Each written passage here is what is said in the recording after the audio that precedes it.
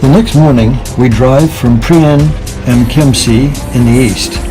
After an hour, we reach the Tegernsee. For the people of Munich, the Tegernsee is a recreational area. Only 20 years ago, a nostalgic steam locomotive came here from Munich. It was in Tegernsee then that there was a terminus.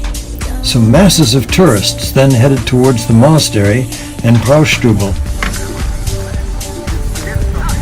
Even today, Tegernsee seems to be a worthwhile destination even during the week.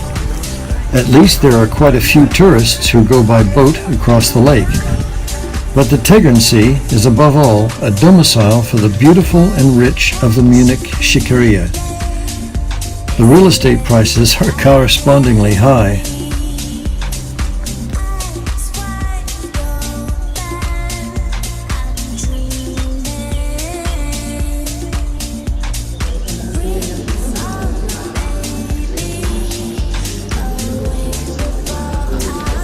First we go to the monastery church, whose foundation dates back to the 9th century. In the 17th century, the church was Baroque. The stucco work inside the church was done by the famous sculptor Hans-Georg Assam. After secularization, the monastery became the property of Wittelsbacher and was converted into a royal residence.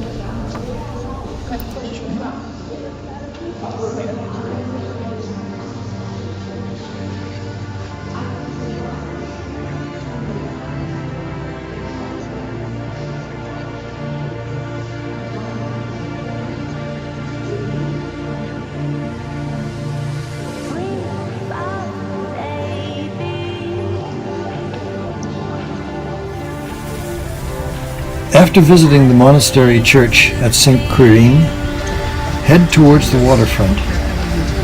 In the beautiful weather, the shore offers a wonderful view of the other side of the lake and the mountains beyond. Carol said she thinks she saw someone with a parachute glider. Paraglider? Yeah. Yeah. Rent your motorboat.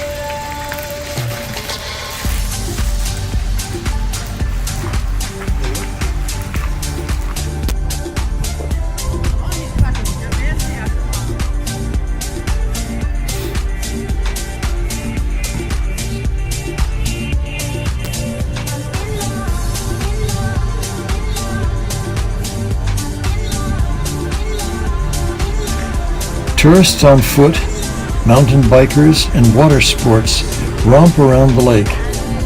But beautiful flower-adorned houses and glorious dirndls do have their charms. Unfortunately, Carol did not buy a dirndl after an hour of trying them on, and so we had to then strengthen for lunch once in the nearby Braustubel.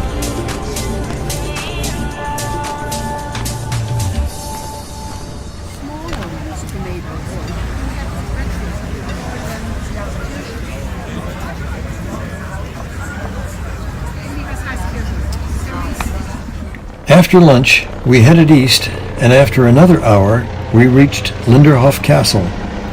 It is the smallest of the castles of Ludwig II and lies in the middle of the mountains.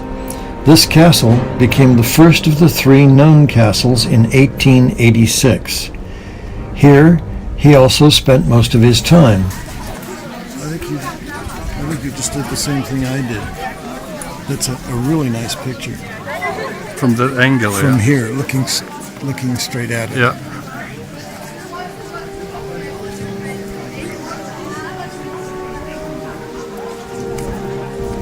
The castle is located in a landscaped park between 2 mountain slopes. The slope of the mountain slopes is used to provide water for the castle and for the impressive fountain.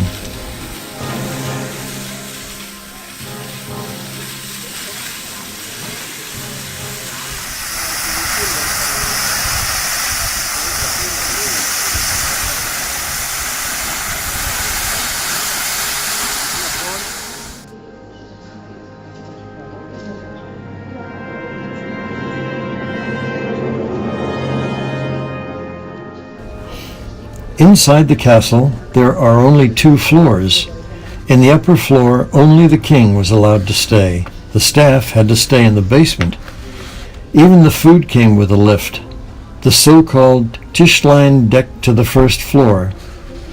The individual rooms that are extremely detailed in Neo-Rococo design.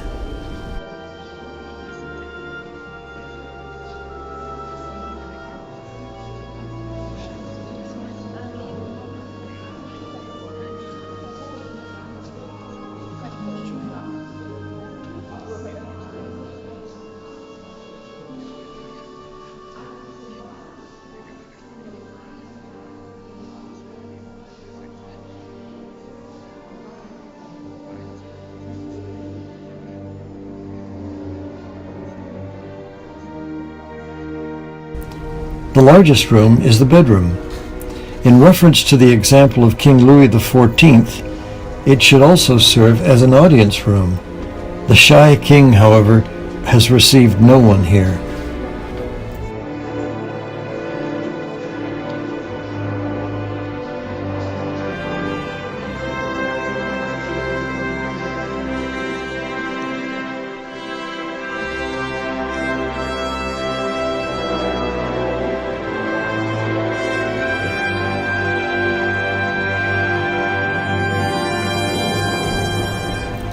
The extensive park, which combines Baroque and Rococo parts, invites you for a walk, but you have to overcome a few vertical meters.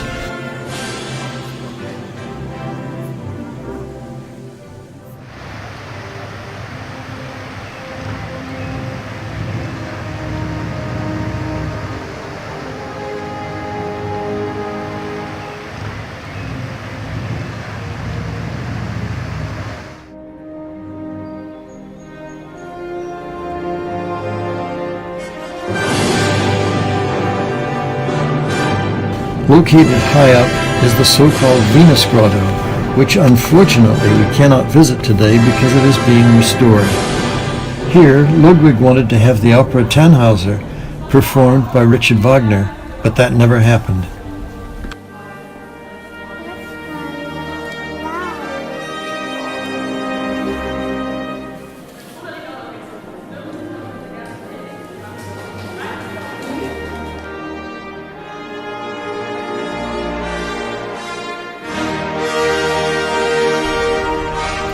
Finally, we pass the Moorish kiosk. King Ludwig loved the exotic.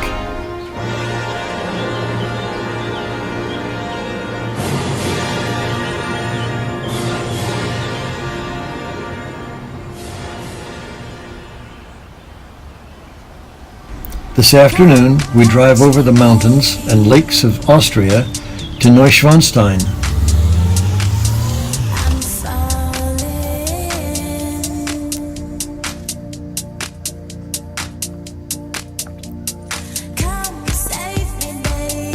In the low sun, we can still admire the castle Neuschwanstein and the castle Hohenschwangau, because tomorrow we will unfortunately be able to see both castles only in the rain.